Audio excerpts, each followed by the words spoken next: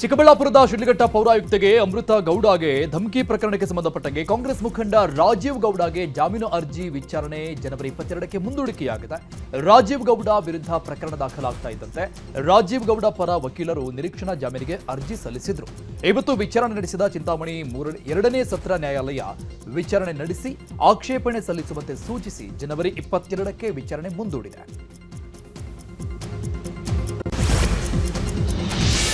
ರಾಜೀವ್ ಗೌಡ ವಿರುದ್ಧ ಹಲವೆಡೆ ಪ್ರತಿಭಟನೆ ಮಾಡಲಾಗ್ತಾ ಇದೆ. ರಾಜೀವ್ ಗೌಡ ಬಂಧನಕ್ಕೆ ಆಗ್ರಹಿಸಿ ಶಿಡ್ಲಘಟ್ಟದಲ್ಲಿ ಕರವೇ ಕಾರ್ಯಕರ್ತರು ಪ್ರತಿಭಟನೆಯನ್ನ ಮಾಡಿದ್ರು. ರಾಜೀವ್ ಗೌಡ ಭ್ರಷ್ಟ ಅಂತ ಪೋಸ್ಟರ್ ರಿಲೀಸ್ ಮಾಡಿ ಆಕ್ರೋಶ ವ್ಯಕ್ತಪಡಿಸಿದ್ರು.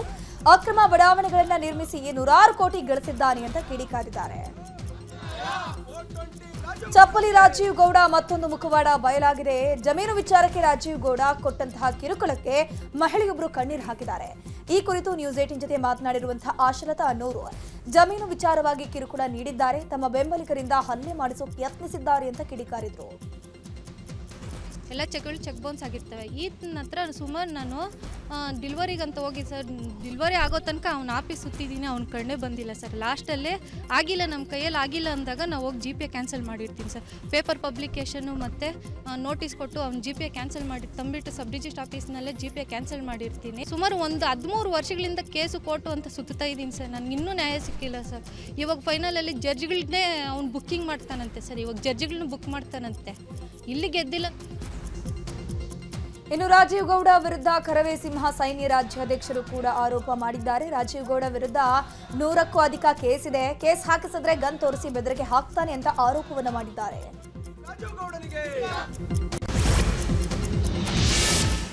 ಪೌರಾಯುಕ್ತೆಗೆ ಧಮಕಿ ಪ್ರಕರಣ ಸಂಬಂಧಪಟ್ಟಂಗೆ ನ್ಯೂಸ್ 18 ಜೊತೆ ಪೌರಾಯುಕ್ತೆ ಅಮೃತ ಗೌಡ ಮಾತನಾಡಿದ್ದಾರೆ. ರಾಜೀವ್ ಗೌಡ ನನಗೆ ಯಾವುದೇ ಕ್ಷಮಾಪಣೆ ಕೇಳಿಲ್ಲ. ಘಟನೆ ಆದಾಗ ತಂದೆ ತಾಯಿ ನನ್ನ ಗಂಡನಿಗೂ ಭಯವಾಗಿತ್ತು, ಆದರೆ ಈಗ ಸ್ವಲ್ಪ ಧೈರ್ಯ ಬಂದಿದೆ ಅಂತ ಹೇಳಿದ್ದಾರೆ. ಇಲ್ಲ ಸರ್, ಅದು ನಮಗೆ ಪೊಲೀಸ್ ಡಿಪಾರ್ಟ್ಮೆಂಟ್ ಅವರಿಂದ ಗೊತ್ತಾಗಿದೆ. ನನ್ನ ಫೋನ್ ಸ್ವಿಚ್ ಆಫ್ ಆಗಿದೆ ಅಂತ. ಸೊ ನಮ್ಗೆ ಯಾವ ಕಾಲು ಬಂದಿಲ್ಲ ಸರ್. ಸರ್ ಫಸ್ಟ್ ಅದು ಭಯ ಆಗಿದ್ದು ನಿಜ. ನಮ್ಮ ತಂದೆ ತಾಯಿ ಸ್ವಲ್ಪ ಅದು, ಆಮೇಲೆ ಇದು ಈ ಥರ ಎಲ್ಲ ಇನ್ಸಿಡೆಂಟ್ಸ್ ಇದೆ, ತುಂಬ ಕೇಸ್ ಆಲ್ರೆಡಿ ಫೈಲ್ ಆಗಿದೆ ಅಂತೆಲ್ಲ ಕೇಳಿದಾಗ ಸ್ವಲ್ಪ ಭಯ ಪಟ್ಟಿದ್ದು ನಿಜ.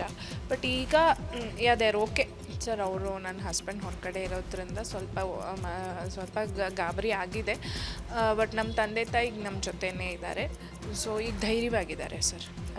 Sir, I trust my police department. Our police department they are doing their best. ನಾವು ನೋಡ್ತಾ ಇದ್ದೀವಿ, ಮೊನ್ನೆಯಿಂದ ತುಂಬ ಎಫರ್ಟ್ಸ್ ಹಾಕ್ತಾ ಇದ್ದಾರೆ. ಆಗತ್ತೆ sir, they will succeed in their work. ಇಲ್ಲ ಸರ್, ಅದು ರಾಜೀವ್ ಗೌಡ ನಾಪತ್ತೆ ಪ್ರಕರಣ ಸಂಬಂಧ ಕಾನೂನು ಪ್ರಕಾರ ಕ್ರಮ ಕೈಗೊಳ್ಳಕ್ಕೆ ಹೇಳಿದ್ದೀನಿ. ಕಾನೂನಿಗಿಂತ ಯಾರೂ ಕೂಡ ದೊಡ್ಡವರಲ್ಲ. ಅವರು ನಮ್ಮ ಪಕ್ಷದವರಿರಲಿ, ಬೇರೆ ಯಾರೇ ಇರಲಿ, ಕ್ರಮ ಆಗತ್ತೆ ಅಂತ ಸಿಎಂ ಸಿದ್ದರಾಮಯ್ಯ ಹೇಳಿದ್ದಾರೆ. ಇನ್ನು ಇದೇ ವಿಚಾರವಾಗಿ ಪರಮೇಶ್ವರ್, ಸತೀಶ್ ಜಾರಕಿಹೊಳಿ ಹಾಗೂ ಶಾಸಕ ಪ್ರದೀಪ್ ಈಶ್ವರ್ ಕೂಡ ರಿಯಾಕ್ಷನ್ ನೀಡಿದ್ದಾರೆ. ಅವರು ತಲೆ ಮಾರಿಸ್ಕೊಂಡಿದ್ದಾನೆ. ಕಾನೂನು ಪ್ರಕಾರವಾಗಿ ಕ್ರಮ ತಗೊಳ್ಳಿ ಅಂತ ಹೇಳಿದ್ದೀನಿ. ಕಾನೂನು ಪ್ರಕಾರ ಕ್ರಮ ತಗೊಳ್ಳಿ. ಯಾರು ಕಾನೂನಿಗಿಂತ ಮೇಲೂ ಇಲ್ಲ, ಕೆಳಗಡೆನೂ ಇಲ್ಲ. ಕಾನೂನು ಪ್ರಕಾರ ಕ್ರಮ ತಗೊಳ್ಳಿ. ಅವ್ರು ಯಾರು ನಮ್ಮ ಪಾರ್ಟಿಯವರಾಗಲಿ ಯಾವ ಪಾರ್ಟಿಯವರಾಗಲಿ ವಿಳಂಬ ಇಲ್ಲ ರೀ. ಟೀಮ್ ಮಾಡಿ ಅವರೆಲ್ಲ ತಪ್ಪಿಸ್ಕೊಂಡು ಹೋಗಿದ್ದಾರೆ. ಅವರಿಗೆ ಟೀಮ್ ಮಾಡಿ ಬಿಟ್ಟಿದ್ದಾರೆ. ಕರ್ಕೊಂಡು ಬರ್ತಾರೆ. ಅವರಿಗೆ ವಿಳಂಬ ಅಂದರೆ ಅವರು ತಪ್ಪಿಸ್ಕೊಂಡು ಹೋಗಿರೋರನ್ನ ಹುಡುಕ್ಬೇಕಲ್ವಾ. JDS ಕೇಳಿಕೊಂಡು BJP ಕೇಳಿಕೊಂಡು ನಾವು ಆಡಳಿತ ಮಾಡ್ತಾ ಇಲ್ಲ. ನಮ್ಮದೇ ಆದಂಥ ರೀತಿಯಲ್ಲಿ ನಾವು ಆಡಳಿತ ಮಾಡ್ತಿದ್ದೀವಿ. ಅವ್ರನ್ನ ಬಂಧನ ಮಾಡ್ತೀವಿ. ನಾನು ಅವತ್ತೇ ಸೂಚನೆ, ಸೇಮ್ ಡೇ ನಾನು ಅವ್ರಿಗೆ ಸೂಚನೆ ಕೊಟ್ಟೆ, ಇಮಿಡಿಯೇಟ್ಲಿ ಅವ್ರನ್ನ ಬಂಧನ ಮಾಡಿ ಅಂತ ಹೇಳಿ. ಅಂಥ ಘಟನೆ ನೋಡ್ರಿ ಎಲ್ಲ ಸಂದರ್ಭದಲ್ಲಿ ಆಗಿರ್ತದೆ. ಅದನ್ನು ತಂದು ಎಲ್ಲದಕ್ಕೂ ರಕ್ಷಣೆ ಇಲ್ಲ ಅಂತ ಹೇಳಲಿಕ್ಕಾಗೋಲ್ಲ. ಅವರೇನೋ ಇಂಡಿವಿಜುವಲ್ಗೇನೋ ಘಟನೆ ಆಗಿರ್ಬೋದು, ಜಗಳ ಆಗಿರ್ಬೋದ್ರಿ. ಅದು ಪಕ್ಷಕ್ಕೆ ಇಡೀ ರಾಜ್ಯದಲ್ಲಿ ಇಲ್ಲ ಹೇಳಲಿಕ್ಕಾಗೋಲ್ಲ. ಯಾಕೆ ಅಲ್ಲಿ ಸಂಬಂಧ ಇರ್ತೈತಿ. ಅವ್ರು ಸಂಬಂಧಪಟ್ಟವ್ರು ಏನರ ಕಂಪ್ಲೇಂಟ್ ಕೊಟ್ಟರೆ ಆ್ಯಕ್ಷನ್ ಆಗುತ್ತೆ. ಅಲ್ಲಿಗೆ ಸೀಮಿತವಾಗಿರುವಂಥ ವಿಚಾರ ಅಷ್ಟೇ ಇರೋದು. ಅಧಿಕಾರಿಗಳನ್ನ ಒಂದು ಹೆಣ್ಣು ಮಗುನ CT ರವಿ ಬೈದರು ತಪ್ಪೆ, MLC ರವಿ ಅಣ್ಣ ಬೈದರು ತಪ್ಪೆ, ರಾಜೀವ್ ಗೌಡ ಬೈದರು ತಪ್ಪೆ. ನಾವೇನು ರಾಜೀವ್ ಗೌಡ್ರನ್ನ ಸಮರ್ಥಿಸ್ಕೊತಾ ಇಲ್ಲ. ರಾಜೀವ್ ಗೌಡ್ರನ್ನ ತಪ್ಪೆ. FIR ಹಾಕಿದ್ದಾರೆ, ಕಾನೂನು ಕ್ರಮ ತಗೊಳುತ್ತೆ, ನಮ್ಮ ಪಕ್ಷ ಕ್ರಮ ತಗೊಳುತ್ತೆ. ನಾವೇನು ಡಿಫೆಂಡ್ ಮಾಡ್ಕೊತಾ ಇಲ್ವೇ? FIR ಆಗಿದೆ. ನಾವ್ಯಾರಾದ್ರೂ ಇನ್ಫ್ಲೂಯೆನ್ಸ್ ಮಾಡಂಗಿದ್ರೆ ನಾನ್ ಬೇಲೆಬಲ್ ಸೆಕ್ಷನ್ಸ್ ಏನಕ್ಕೆ ಸರ್ ಆಗ್ತಿದ್ವಿ? ಈಗ ನಾವಿವತ್ತೇನು ಸಮರ್ಥಿಸ್ಕೊಳ್ಳೋ ಅವಶ್ಯಕತೆ ನಮಗಿಲ್ಲ ಸರ್. ಒಂದು ಹೆಣ್ಣು ಮಗಳಿಗೆ ಅವಮಾನ ಆಗಿದೆ, ನಾವು ವಿರೋಧಿಸ್ತೀವಿ. ನಾನು ವೈಯಕ್ತಿಕವಾಗಿ ವಿರೋಧಿಸ್ತೀವಿ. ನಾನ್ ಬೇಲೆಬಲ್ ಸೆಕ್ಷನ್ಸ್ ಆಗಿದ್ದಾರೆ. ಪೊಲೀಸರು 3 ತಂಡ ರಚಿಸಿದ್ದಾರೆ. ಅದೇ ಜಿಲ್ಲೆಯವ್ರು ನಾನು ಇವತ್ತಲ್ಲ ನಾಳೆ ಹಿಡಿತೀವಿ. ನಾವೇನು ಸಮರ್ಥಿಸ್ಕೊಳ್ಳೋ. ಕರ್ನಾಟಕದಲ್ಲಿ ಕಾನೂನು ಸುವ್ಯವಸ್ಥೆ ಕುಸಿದಿದೆ ಅಂತ ವಿಪಕ್ಷ ನಾಯಕ ಅಶೋಕ್ ಆರೋಪ ಮಾಡಿದ್ದಾರೆ. ಶಿಡ್ಲಘಟ್ಟದಲ್ಲಿ ಕಮಿಷನರ್ ಅವರಿಗೆ ಕೆಟ್ಟ ಪದ ಬಳಕೆ ಮಾಡಿದ್ರು, ಇನ್ನೂ ಆರೋಪಿ ಬಂಧನ ಮಾಡಿಲ್ಲ ಅಂತ ಕಿಡಿಕಾರಿದ್ರು. ಇನ್ನು ಇದೇ ವಿಚಾರವಾಗಿ ಬಿವೈ ವಿಜೇಂದ್ರ ಕೂಡ ಪ್ರತಿಕ್ರಿಯಿಸಿದ್ದಾರೆ. ಕಾಂಗ್ರೆಸ್ ಸರ್ಕಾರ ಕರ್ನಾಟಕದಲ್ಲಿ ಹೆಜ್ಜೆ ಇಟ್ಟ ಮೇಲೆ ಇಡೀ ಕರ್ನಾಟಕ ಒಂದು ರೀತಿ ಉರಿಯುವ ಮನೆಯಾಗಿದೆ. ಎಲ್ಲ ಕಡೆ ಗಲಭೆಗಳು, ರೇಪು, ಕಳ್ತನ, ದರೋಡೆ, ಶಾಸಕರಿಗೂ ರಕ್ಷಣೆ ಇಲ್ಲದಂತ ಪರಿಸ್ಥಿತಿ ಕರ್ನಾಟಕದಲ್ಲಿ ನಿರ್ಮಾಣ ಆಗಿದೆ. ಕರ್ನಾಟಕದಲ್ಲಿ ಕಾನೂನು ಸುವ್ಯವಸ್ಥೆ ಕುಸಿದೋಗಿದೆ. ಇವತ್ತು ಮೊನ್ನೆನೂ ಕೂಡ ನಾನು ಹುಬ್ಬಳ್ಳಿಗೆ ಹೋಗಿದ್ದೆ. ಒಬ್ಬ ಹೆಣ್ಮಗಳನ್ನ ಪೊಲೀಸ್ ವ್ಯಾನಲ್ಲೇ ಗತ್ತಲೆ ಮಾಡಿರತಕ್ಕಂಥ ಘಟನೆ ನಮ್ಮ ಕಣ್ಮುಂದೆ ಇದೆ. ಮೈಸೂರಲ್ಲಿ ಒಬ್ಬ ಬೀದಿಯಲ್ಲಿ ಬೆಲೂನ್ ಮಾರ್ತಕ್ಕಂಥ ಒಬ್ಬ ಹೆಣ್ಣುಮಗಳನ್ನ ರೇಪ್ ಮಾಡಿರುವಂಥದ್ದು ನಮ್ಮ ಕಣ್ಮುಂದೆ ಇದೆ. ಬಳ್ಳಾರಿಯಲ್ಲಿ ನಡೆದಿರ್ತಕ್ಕಂಥ ಘಟನೆ ಇರ್ಬೋದು, ಅದೇ ರೀತಿ ಯಲ್ಲಾಪುರದಲ್ಲಿ ಮಹಿಳೆಯ ಬರ್ಬರ ಹತ್ಯೆ ಆಗಿದೆ. ಶಿಡ್ಲಘಟ್ಟದಲ್ಲಿ ಅಧಿಕಾರಿಗಳ ಮೇಲೆ ಪೊಲೀಸ್ ಕಾಂಗ್ರೆಸ್ ಪುಡಾರಿಗಳು ಇವತ್ತು ಅವ್ರ ಮೇಲೆ ದಬ್ಬಾಳಿಕೆ ಮಾಡ್ತಾ ಇದ್ದಾರೆ. ಇದೆಲ್ಲದರ ನಡುವೆ ಇವತ್ತು ಪೊಲೀಸ್ ಇಲಾಖೆ ಸಂಪೂರ್ಣ ನಿಷ್ಕ್ರಿಯ ಆಗಿದೆ ಅಂತ ಹೇಳಿದ್ರೆ ಕಾರಣ ನಿಷ್ಕ್ರಿಯ ಗೃಹ ಸಚಿವರು ಮತ್ತೆ ಮಾನ್ಯ ಮುಖ್ಯಮಂತ್ರಿಗಳು ತಮ್ಮ ಕುರ್ಚಿಯನ್ನು ಉಳಿಸ್ಕೊಳ್ಳೋ ಭರಾಟೆನಲ್ಲಿದ್ದಾರೆ. ಇವತ್ತು ಪೊಲೀಸ್ ಠಾಣೆಗಳು ಇವತ್ತು ಕಾಂಗ್ರೆಸ್ ಕಚೇರಿ ಆಗಿದೆ. ಈಗ ರಾಜಕೀಯ ವಲಯದ ಪ್ರಮುಖ ವಿದ್ಯಮಾನಗಳು. ಬಳ್ಳಾರಿಯ ಬಿಜೆಪಿ ನಾಯಕರು ಬೃಹತ್ ಪ್ರತಿಭಟನಾ ಸಮಾವೇಶ ನಡೆಸಿದ್ರು. ಬ್ಯಾನರ್ ಗಲಾಟೆ ಪ್ರಕರಣವನ್ನ ಸಿಬಿಐ ಅಥವಾ ನ್ಯಾಯಾಂಗ ತನಿಖೆಗೆ ನೀಡಬೇಕು ಅಂತ ಪ್ರತಿಭಟನೆ ಮಾಡಲಾಯಿತು. ಇನ್ನು ಸಮಾವೇಶದಲ್ಲಿ ಮಾತನಾಡಿದ ಜನಾರ್ದನ ರೆಡ್ಡಿ ಪತ್ನಿ ಅರುಣಾ, ಭರತ್ ರೆಡ್ಡಿ ಹೆಸರು ಹೇಳದೆ ವಾಗ್ದಾಳಿ ನಡೆಸಿದ್ದಾರೆ. ನನ್ನ ಪತಿಗೆ ರಾಜಕೀಯ ವಯಸ್ಸು ಅವನಿಗಿಲ್ಲ, ನಿನ್ನನ್ನ ಬೆಳೆಸಿದವರು ನನ್ನ ಪತಿ, ನೀನೊಬ್ಬ ರೌಡಿ ಶಾಸಕ ಅಂತ ಕಿಡಿಕಾರಿದ್ದಾರೆ. ವಿಜಯೇಂದ್ರ, ಆರ್ ಅಶೋಕ್, ಜನಾರ್ದನ್ ರೆಡ್ಡಿ, ಶ್ರೀರಾಮುಲು ಕೂಡ ಸರ್ಕಾರದ ವಿರುದ್ಧ ಕಿಡಿಕಾರಿದ್ರು. ನೀನೊಬ್ಬ ರೌಡಿ, ನೀನೊಬ್ಬ ಗೂಂಡ, ನೀನೊಬ್ಬ ಅಹಂಕಾರಿ, ನೀನೊಬ್ಬ ಗರ್ವಿಷ್ಠಿ, ನೀನೊಬ್ಬ ಗರ್ವಿಷ್ಠಿ. ನಿನ್ನಂತ ವ್ಯಕ್ತಿಯಿಂದ ಇಂಥ ಮಾತುಗಳನ್ನು ಅಲ್ಲದೆ ಇನ್ನೇನು ಮಾತುಗಳು ಬಳ್ಳಾರಿ ಜನರು ನಿನ್ನಿಂದ ನಿರೀಕ್ಷೆ ಮಾಡ್ತಾರೆ. ಜನಾರ್ದನ್ ರೆಡ್ಡಿ ಅವರಿಗೆ ಬೆಂಗಳೂರು ನಂತರ ಬಳ್ಳಾರಿಯನ್ನು 2ನೇ ಮಹಾನಗರವನ್ನು ಆಗಿ ಮಾಡಬೇಕು ಅಂತ ಒಂದು ಗುರಿ ಇದೆ. ಆದರೆ ನಿನಗೆ ಇಡೀ ಬಳ್ಳಾರಿಯಲ್ಲಿ ಬೆಳಿಗ್ಗೆ ಎದ್ರೆ ಮಟಕ ದಂಧೆ ಮಾಡಿಸ್ತಾ ಇದೀಯಾ, ಈಸ್ಪೇಟ್ ದಂಧೆ ಮಾಡಿಸ್ತಾ ಇದೀಯಾ. ಪ್ರತಿ ವಾರ್ಡ್ನಲ್ಲಿ ಇದೇ ಬಳ್ಳಾರಿ ವೃತ್ತದಲ್ಲಿ ಮಾನ್ಯ ಜನಾರ್ದನ್ ರೆಡ್ಡಿ ಅವರು, ಶ್ರೀರಾಮುಲು ಅವರು ಒಟ್ಟಿಗೆ ಸೇರಿ ಆ ವೃತ್ತದಲ್ಲಿ ವಾಲ್ಮೀಕಿ ಪ್ರತಿಭೆನ ಪ್ರತಿಷ್ಠಾಪನೆಯನ್ನು ಕೂಡ ಮಾಡಿದ್ರು.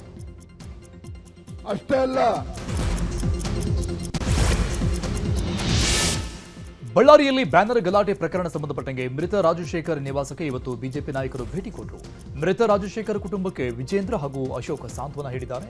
ಬಳಿಕ ಜನಾರ್ದನ್ ರೆಡ್ಡಿ ಹಾಗೂ ಪತ್ನಿ ಅರುಣಾ ಮೃತ ರಾಜಶೇಖರ್ ಕುಟುಂಬಕ್ಕೆ 10 ಲಕ್ಷ ಪರಿಹಾರದ ಚೆಕ್ ಕೊಟ್ಟರು.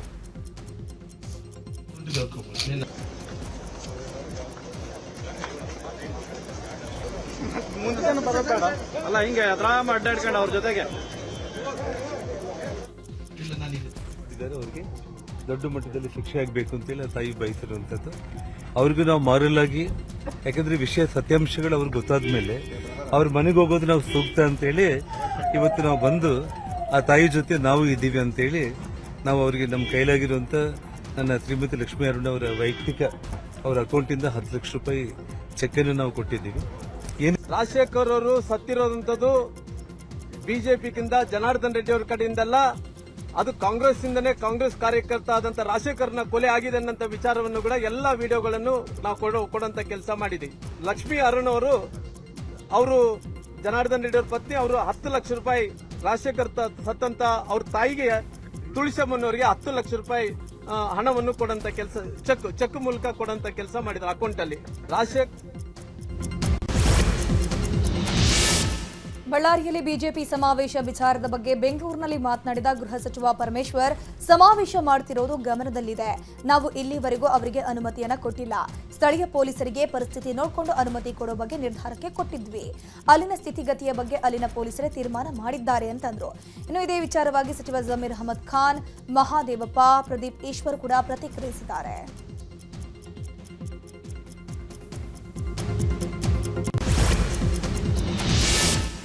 ರಾಜ್ಯ ಕಾಂಗ್ರೆಸ್ನಲ್ಲಿ ಕುರ್ಚಿ ಕೋಲಾಹಲ ತಣ್ಣಗಾಗುವ ಲಕ್ಷಣಗಳು ಕಾಣಿಸ್ತಾ ಇಲ್ಲ. ದೆಹಲಿಯಲ್ಲಿ ಡಿಸಿಎಂ ಡಿಕೆ ಶಿವಕುಮಾರ್ ಬೀಡು ಬಿಟ್ಟಿದ್ದಾರೆ.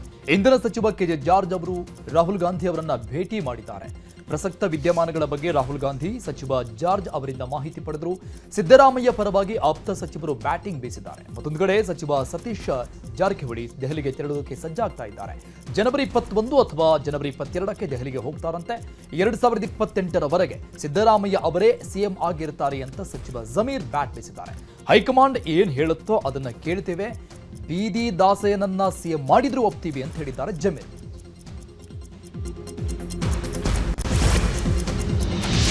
ಬಿಜೆಪಿಯವರು ತಮ್ಮ ಅವಧಿಯಲ್ಲಿ ಒಂದು ಮನೆ ಕಟ್ಟಿಸಿದ್ರು ಕೂಡ ಸಚಿವ ಸ್ಥಾನಕ್ಕೆ ರಾಜೀನಾಮೆ ಕೊಡ್ತೀನಿ ಅಂತ ವಸತಿ ಸಚಿವ ಜಮೀರ್ ಅಹಮದ್ ಖಾನ್ ಸವಾಲ್ ಹಾಕಿದ್ದಾರೆ. ಹುಬ್ಬಳ್ಳಿಯಲ್ಲಿ ಮಾತನಾಡಿರೋ ಅವರು, ನಮ್ಮ ಅವಧಿಯಲ್ಲಿ ಲಕ್ಷಾಂತರ ಮನೆ ಕಟ್ಟಿಸಿದ್ದೀವಿ. ಇದೇ 24ಕ್ಕೆ ಮನೆ ಹಂಚಿಕೆ ಕಾರ್ಯಕ್ರಮ ಮಾಡ್ತೀವಿ. ಆದರೆ ವಸತಿ ಇಲಾಖೆಯಲ್ಲಿ ನಾವು ಮಾಡಿದ ಕೆಲಸ ಬಿಜೆಪಿ ಅವಧಿಯಲ್ಲಿ ಯಾಕೆ ಮಾಡಲಿಲ್ಲ? ಬಿಜೆಪಿಯವರು ಕೇವಲ ಸುಳ್ಳು ಆರೋಪ ಮಾಡ್ತಿದ್ದಾರೆ ಅಂತ ಕಿಡಿಕಾರಿದ್ರು. ಕೇಳ್ರಿ, ಅಶೋಕ್ ಅವ್ರಿಗೆ ನಾನು ಓಪನ್ ಸವಾಲ್ ಹಾಕಿದ್ದೀನಿ. ಇವತ್ತು ಓಪನ್ ಸವಾಲ್ ಹಾಕ್ತೀನಿ ನಾನು. ಓಪನ್ ಅಶೋಕ್ ಅವ್ರಿಗೆ ಸವಾಲಿದು ಡಾಟಾ ಇದೆ. ಎಲ್ಲೆಲ್ಲಿ ಮನೆಗಳು ಕಟ್ಟಿದೀವಿ, ಎಲ್ಲೆಲ್ಲಿ ಕೊಡ್ತಾ ಇದೀವಿ ಅಂತ ಡಾಟಾ ಇದೆ. ಅಲ್ಲಿ ಹೋಗಿ ಅವ್ರು ನೋಡಲಿ. ಏನಾದ್ರು ಹೆಚ್ಚು ಕಡಿಮೆ ಏನಾರು ಆಗಿದ್ರೆ ಅವ್ರು ಹೇಳಿದ್ದು ನಾನು ಕೇಳಕ್ತಿದ್ದ.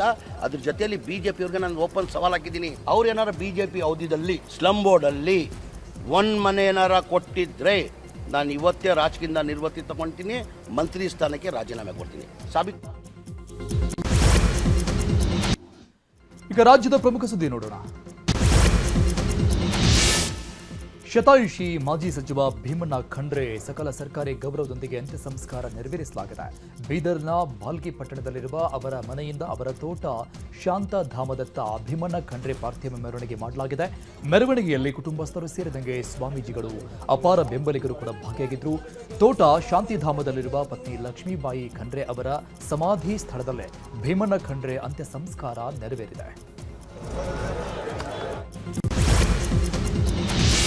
ಚಿಕ್ಕಮಗಳೂರು ಡಿಸಿಸಿ ಬ್ಯಾಂಕ್ ಚುನಾವಣೆಯಲ್ಲಿ ಸಿಟಿ ರವಿ, ಎಸ್ಎಲ್ ಭೋಜೇಗೌಡ ಗೆಲುವು ಸಾಧಿಸಿದ್ದಾರೆ. 13 ನಿರ್ದೇಶಕರ ಸ್ಥಾನದಲ್ಲಿ 8 ಜನ ಅವಿರೋಧವಾಗಿ ಆಯ್ಕೆಯಾಗಿದ್ರು. 5 ಕ್ಷೇತ್ರಕ್ಕೆ ನಡೆದ ಚುನಾವಣೆ ತೀವ್ರ ಕುತೂಹಲ ಮೂಡಿಸಿತ್ತು. ಚುನಾವಣೆಯಲ್ಲಿ ಸಿಟಿ ರವಿಗೆ 27 ಮತ, ಭೋಜೇಗೌಡರಿಗೆ 30 ಮತ, ಬಿಜೆಪಿಯ ರೆಬೆಲ್ ಅಭ್ಯರ್ಥಿ ನಿರಂಜನ್ಗೆ 5 ಮತ ಪಡೆಯುವ ಮೂಲಕ ಭರ್ಜರಿ ಗೆಲುವು ಸಾಧಿಸಿದ್ದಾರೆ. ಈ ಹಿನ್ನೆಲೆಯಲ್ಲಿ ಡಿಸಿಸಿ ಬ್ಯಾಂಕ್ ಬಳಿ ಬಿಜೆಪಿ ಜೆಡಿಎಸ್ನ ಕಾರ್ಯಕರ್ತರು ಸಂಭ್ರಮಾಚರಣೆ ಮಾಡಿದ್ದಾರೆ. ಶಿಡ್ಲಘಟ್ಟ ಪ್ರಕರಣ ಮಾಸೋ ಮುನ್ನವೇ ಸಿಎಂ ಕ್ಷೇತ್ರದಲ್ಲೇ ಮಹಿಳಾ ಅಧಿಕಾರಿಗೆ ಧಮಕಿ ಹಾಕಲಾಗಿದೆ. ಮಹಿಳಾ ಅಧಿಕಾರಿ ಕರ್ತವ್ಯಕ್ಕೆ ಅಡ್ಡಿಪಡಿಸಿ ಕೊಲೆ ಬೆದರಿಕೆ ಹಾಕಲಾಗಿದೆ. ಮೈಸೂರಿನ ವರುಣಾ ಹೋಬಳಿ ಗುಡಮಾದನಹಳ್ಳಿ ಗ್ರಾಮದ ನಿವಾಸಿ ಜಿಎಂ ಪುಟ್ಟಸ್ವಾಮಿ ಅನ್ನೋನಿಂದ ಬೆದರಿಕೆ ಹಾಕಲಾಗಿದೆ. ಸರ್ಕಾರದ ಸ್ವಾಧೀನಕ್ಕೆ ಜಮೀನು ಪಡೆಯಲು ಮಹಿಳಾ ಅಧಿಕಾರಿ ಭವ್ಯ ತೆರಳಿದ್ರು. ಈ ವೇಳೆ ಜಿಎಂ ಪುಟ್ಟಸ್ವಾಮಿ ಆವಾಜ್ ಹಾಕಿದ್ದಾರೆ. ನಿಮಾನ್ಸ್ ಮಾದರಿಯ ಆಸ್ಪತ್ರೆ ನಿರ್ಮಾಣ ಮಾಡೋಕೆ ಗುಡಮಾದನಹಳ್ಳಿಯಲ್ಲಿ ಜಮೀನು ಅಲರ್ಟ್ ಮಾಡಲಾಗಿತ್ತು ಸರ್ಕಾರ. ಆದರೆ ಜಮೀನಲ್ಲಿ ಪುಟ್ಟಸ್ವಾಮಿ ಅನಧಿಕೃತವಾಗಿ ಅಡಿಕೆ ತೋಟ ನಿರ್ಮಾಣ ಮಾಡಿಕೊಂಡಿದ್ರು. ಈ ವೇಳೆ ಜಮೀನು ಸ್ವಾಧೀನಪಡಿಸಿಕೊಳ್ಳೋಕೆ ಹೋದಾಗ ಪುಟ್ಟಸ್ವಾಮಿ ದರ್ಪ ತೋರಿದ್ದು ಅಧಿಕಾರಿಗೆ ಜೀವ ಬೆದರಿಕೆ ಹಾಕಿದ್ದಾನೆ.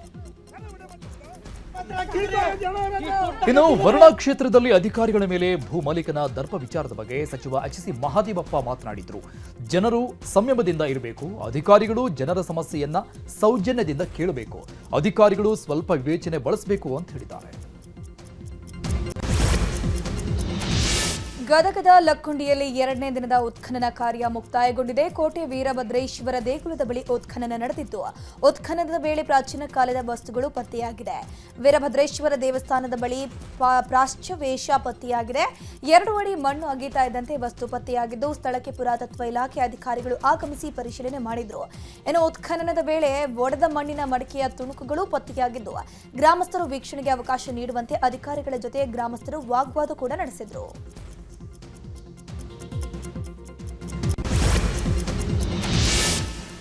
ಗದಗ್ನಲ್ಲಿರುವ ಆಂಜನೇಯ ದೇವಸ್ಥಾನದಲ್ಲಿ ದುರ್ಗಮ್ಮನ ಗೆಜ್ಜೆ ಶಬ್ದ ಕೇಳಿ ಬಂದಿದೆ ಅಂತ ತಡರಾತ್ರಿ ಗ್ರಾಮಸ್ಥರು ಜಾಗರಣೆ ಮಾಡಿದ್ದಾರೆ. ಮುಂಡರಗಿ ತಾಲೂಕಿನ ಕೊರ್ಲಹಳ್ಳಿಯಲ್ಲಿ ದುರ್ಗಮ್ಮ ಮಾಯಮ್ಮ ದೇವಿಯ ಮೂರ್ತಿಯನ್ನು ಗ್ರಾಮಸ್ಥರು ಆಂಜನೇಯ ದೇವಸ್ಥಾನದಲ್ಲಿ ತಂದಿಟ್ಟಿದ್ದಾರೆ. ಇದಕ್ಕೆ ಈ ರೀತಿ ಗೆಜ್ಜೆ ಶಬ್ದ ಬರ್ತಾ ಇದೆ ಅಂತ ಗ್ರಾಮಸ್ಥರು ಇಡೀ ರಾತ್ರಿ ಜಮಾವಣೆಗೊಂಡು ಜಾಗರಣೆ ಮಾಡಿದ್ದಾರೆ. ಈ ಹಿನ್ನೆಲೆಯಲ್ಲಿ ಗ್ರಾಮಸ್ಥರು ಜ್ಯೋತಿಷಿಗಳ ಮೊರೆ ಹೋಗಿದ್ದು ಶ್ರೀ ಮಾಯಮ್ಮ ಹಾಗೂ ಶ್ರೀ ದುರ್ಗಮ್ಮನ ಜಾತ್ರೆ ಮಾಡೋಕೆ ಜ್ಯೋತಿಷಿಗಳು ಸೂಚನೆ ಕೊಟ್ಟಿದ್ದಾರೆ. ಈ ಹಿನ್ನೆಲೆಯಲ್ಲಿ ಫೆಬ್ರವರಿ 2ರಂದು ಜಾತ್ರೆ ಮಾಡೋಕೆ ಗ್ರಾಮಸ್ಥರು ನಿರ್ಧರಿಸಿದ್ದಾರೆ. ಬಿಗ್ ಬಾಸ್ ಸ್ಪರ್ಧಿ ಗಿಲ್ಲಿ ನಟನ ಬಗ್ಗೆ ಭಾರೀ ಕ್ರೇಜ್ ಸೃಷ್ಟಿಯಾಗಿದೆ. ಬಿಗ್ ಬಾಸ್ ಸ್ಪರ್ಧೆಯಲ್ಲಿ ಗಿಲ್ಲಿ ನಟ ಗೆಲುವಿಗೆ ಅಭಿಮಾನಿಗಳು ಎಳನೀರು ಅಭಿಷೇಕ ಮಾಡಿ ಸಂಭ್ರಮಿಸಿದ್ದಾರೆ. ಮಂಡ್ಯದ ಕೆಆರ್ಪೇಟೆಯಲ್ಲಿ ಗಿಲ್ಲಿ ಕಟೌಟ್ಗೆ ಎಳನೀರು ಅಭಿಷೇಕ ಮಾಡಿ ಶುಭ ಹಾರೈಸಿದ್ರು. ಅಲ್ಲದೆ ಗಿಲ್ಲಿ ಗೆಲುವಿಗೆ ತಾಲೂಕಿನ ಜನರಲ್ಲಿ ರೈತನ ಮಗನಿಗೆ ವೋಟ್ ಮಾಡುವಂತೆ ಮನವಿ ಮಾಡಿಕೊಂಡಿದ್ದಾರೆ.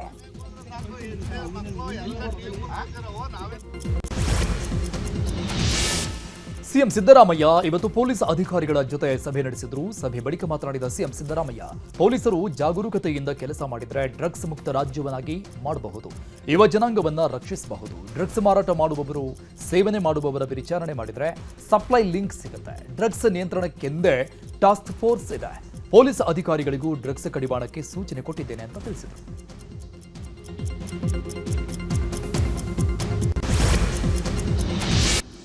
ಈಗ ಕ್ರೈಮ್ ಲೋಕದ ಪ್ರಮುಖ ಸುದ್ದಿಗಳು.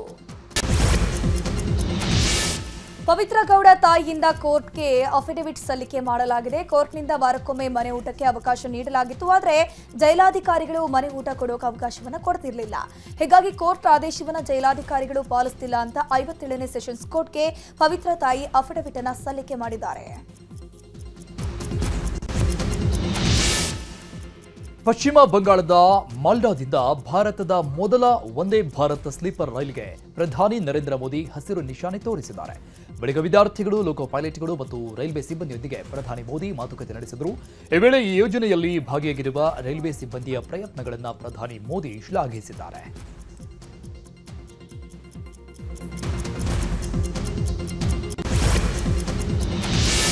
ಮಧ್ಯಪ್ರದೇಶದ ಇಂದೋರ್ನಲ್ಲಿ ಕಲುಷಿತ ನೀರು ಸೇವಿಸಿ 23 ಜನ ಸಾವು ಪ್ರಕರಣ ಸಂಬಂಧ ವಿಪಕ್ಷ ನಾಯಕ ರಾಹುಲ್ ಗಾಂಧಿ ಇಂದೋರ್ನ ಭಾಗೀರಥಪುರ ಗ್ರಾಮಕ್ಕೆ ಭೇಟಿ ನೀಡಿ ಮೃತಪಟ್ಟ ನಿವಾಸಿಗಳ ಮನೆಗೆ ತೆರಳಿ ಸಾಂತ್ವನ ಹೇಳಿದ್ದಾರೆ.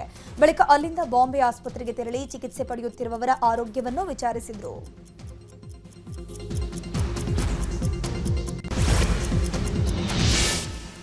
ಮುಂಬರುವ ರಾಜ್ಯ ವಿಧಾನಸಭೆ ಚುನಾವಣೆ ಹಿನ್ನೆಲೆಯಲ್ಲಿ ಎಐಎಡಿಎಂಕೆ ಪಕ್ಷ ಮೊದಲ ಹಂತದ ಚುನಾವಣಾ ಭರವಸೆಗಳನ್ನು ಪ್ರಕಟಿಸಿದೆ.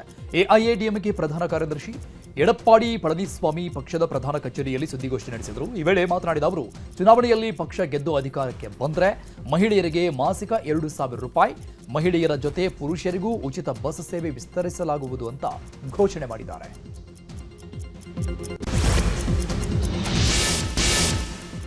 ಮೂರನೇ ಏಕದಿನ ಪಂದ್ಯ ನಾಳೆ ಮಧ್ಯಪ್ರದೇಶದ ಇಂದೋರ್ನಲ್ಲಿ ನಡೆಯಲಿದೆ. ಈ ಹಿನ್ನೆಲೆಯಲ್ಲಿ ಇಂದೋರ್ನಲ್ಲಿ ಬೀಡುಬಿಟ್ಟಿರುವ ವಿಮಾನಿಗಳ ಪಾಲಿನ ಕಿಂಗ್ ವಿರಾಟ್ ಕೊಹ್ಲಿ ಇಂದು ಉಜ್ಜಯಿನಿಯಲ್ಲಿರುವ ಶ್ರೀ ಮಹಾಕಾಳೇಶ್ವರ ದೇಗುಲಕ್ಕೆ ಭೇಟಿ ಕೊಟ್ಟರು. ಕೊಹ್ಲಿ ಜೊತೆ ಕುಲ್ದೀಪ್ ಯಾದವ್ ಕೂಡ ದೇವಸ್ಥಾನಕ್ಕೆ ಭೇಟಿ ಕೊಟ್ಟು ಭಸ್ಮಾರತಿಯಲ್ಲಿ ಭಾಗಿಯಾಗಿ ದೇವರ ಕೃಪೆಗೆ ಪಾತ್ರವಾಗಿದ್ದಾರೆ.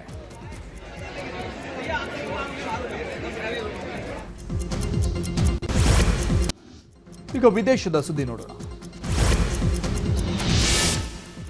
ಬಾಂಗ್ಲಾದೇಶದಲ್ಲಿ ಒಂದಾದ ಮೇಲೊಂದು ಹಿಂದೂಗಳ ಹತ್ಯೆ ನಡೀತಾನೆ ಇದೆ. ಇದೀಗ ಮತ್ತೊಂದು ಹಿಂದೂ ವ್ಯಕ್ತಿಯ ಹತ್ಯೆಯಾಗಿದೆ. ಇಲ್ಲಿನ ರಾಜ್ಬರಿ ಜಿಲ್ಲೆಯಲ್ಲಿ ರೀಪೋನ್ ಸಹಾ ಎಂಬ ಹಿಂದೂ ಹತ್ಯೆಯಾಗಿದೆ. ಪೆಟ್ರೋಲ್ ತುಂಬಿಸಿಕೊಂಡು ಹಣ ನೀಡದೆ ಹೋಗ್ತಾ ಇದ್ದ ವ್ಯಕ್ತಿಯನ್ನ ಪ್ರಶ್ನೆ ಮಾಡಿದ್ದಕ್ಕೆ ರೀಪೋನ್ ಸಹಾನನ್ನ ಕೊಲೆ ಮಾಡಲಾಗಿದೆ ಅಂತ ಅಲ್ಲಿನ ಪೊಲೀಸರು ತಿಳಿಸಿದ್ದಾರೆ.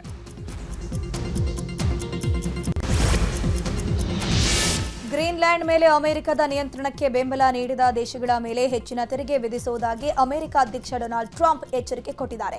ಶ್ವೇತ ಭವನದಲ್ಲಿ ನಡೆದ ಕಾರ್ಯಕ್ರಮವೊಂದರಲ್ಲಿ ಔಷಧಿಗಳ ಮೇಲೆ ಸುಂಕ ವಿಧಿಸುವ ಮೂಲಕ ಯುರೋಪಿಯನ್ ಮಿತ್ರ ರಾಷ್ಟ್ರಗಳಿಗೆ ಹೇಗೆ ಬೆದರಿಕೆ ಹಾಕಿದ್ದಾರೆ ಅನ್ನುವುದನ್ನು ವಿವರಿಸಿರುವಂತಹ ಟ್ರಂಪ್, ನಾನು ಗ್ರೀನ್ಲ್ಯಾಂಡ್ಗೂ ಸಹ ಹಾಗೆ ಮಾಡಬಹುದು ಅಂತ ಹೇಳಿದ್ದಾರೆ.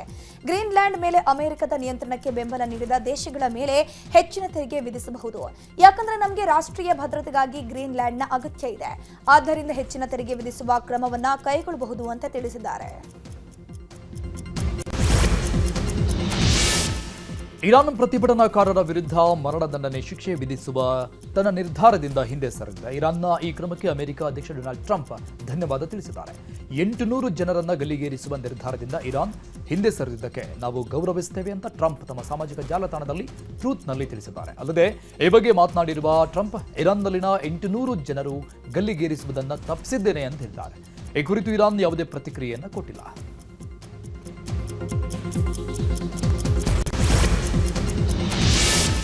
ಶ್ರೀಲಂಕಾದ B492 ಹೆದ್ದಾರಿಯಲ್ಲಿ ಭಾರತೀಯ ಸೇನೆಯು 3ನೇ ಬಯಲಿ ಸೇತುವೆಯನ್ನ ಯಶಸ್ವಿಯಾಗಿ ನಿರ್ಮಾಣ ಮಾಡಿದೆ. ಈ ಸೇತುವೆ ಕ್ಯಾಂಡಿ ಮತ್ತು ನುವಾರಾ ಎಲಿಯಾ ಪ್ರದೇಶವನ್ನು ಸಂಪರ್ಕ ಮಾಡುತ್ತೆ. ದಿತ್ವಾ ಚಂಡಮಾರುತದ ಬಳಿಕ 1 ತಿಂಗಳಿಗೂ ಹೆಚ್ಚು ಕಾಲ ಎರಡೂ ಪ್ರದೇಶಗಳ ನಡುವಿನ ಸಂಪರ್ಕ ಕಡಿತಗೊಂಡಿತ್ತು. ಇದೀಗ 120 ಅಡಿ ಉದ್ದದ ಈ ಸೇತುವೆಯನ್ನ ಭಾರತೀಯ ಸೇನೆಯ engineer task force operation Sagar ಬಂಧು ಅಡಿಯಲ್ಲಿ ನಿರ್ಮಾಣ ಮಾಡಲಾಗಿದೆ. ಈ ಮಾಹಿತಿಯನ್ನು ಭಾರತೀಯ ಸೇನೆ ಎಕ್ಸ್ನಲ್ಲಿ ಹಂಚಿಕೊಂಡಿದೆ.